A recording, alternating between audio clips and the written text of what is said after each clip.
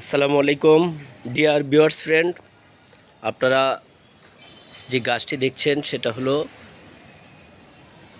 কটবেল গাছ এবং গাছটাতে আপনারা নিশ্চয়ই ইতিমধ্যেই কটবেল দেখছেন। দুটো কটবেল আপনাদেরকে দেখাচ্ছি। দেখুন গাছগুলার কটবেলগুলোর সাইজগুলো মাশাআল্লাহ অনেক বড়। এই আরেকটা কটবেল এবং এই গাছটি বিগত 3 বছর থেকে এই টবটাতে রয়েছে।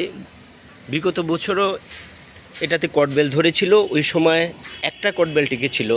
এই বছর দুইটা কটবেল আপনারা দেখছেন, দুইটা কটবেল এবং ভালো সাইজের কটবেল এবং গাছটিও দেখছেন অনেক শাখা প্রশাখা মেলে এটা অনেক সুন্দর এই টবটাতে সেটা বেড়ে উঠছে। আর টবটা হলো একটা 25 লিটারের রঙের পট। এখানে গাছের গোড়ায় যে খাবার হিসাবে আপনারা হয়তো দেখছেন ডিমের খোসা, সাথে কিছু চা পাতার চূর্ণ ছিল এবং কলার খোসার চূর্ণ ছিল।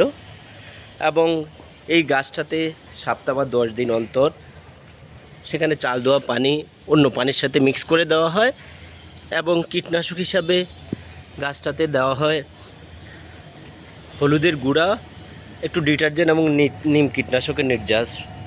এটা সপ্তাহ 10 দিন অন্তর দেওয়া হয় এবং এইভাবে মাঝে মাঝে এটাতে কলার খোসা এবং পেঁয়াজের খোসাকে ভিজিয়ে রেখে 24 ঘন্টা বা 48 ঘন্টা পরে ছেঁকে অন্য পানির সাথে মিক্স করে গাছের গোড়ায় দেওয়া হয়। তাতেই মাশাআল্লাহ গাছটি খুবই পরিপুষ্ট এবং খুব সুন্দর আকৃতি আপনারা নিশ্চয়ই দেখছেন। আপনাদের যদি কোনো প্রশ্ন থাকে আপনারা কমেন্টস করে জানাবেন, আমি ফ্রি হয়ে উত্তর দেওয়ার চেষ্টা করব। সবাই ভালো থাকবেন, বেশি বেশি করে গাছ লাগাবেন। ধন্যবাদ।